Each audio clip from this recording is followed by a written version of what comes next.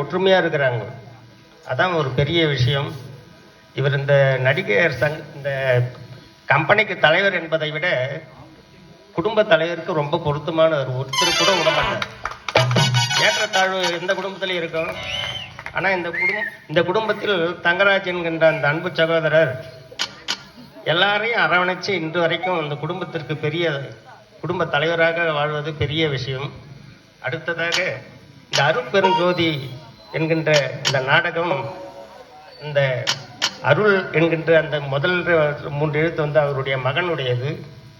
அந்த வகையில் தன்னுடைய மகனுடைய நினைவாக இந்த கம்பெனியை ஆரம்பித்து சீரும் சிறப்புமாக நடத்தி கொண்டிருக்கிறார்கள்.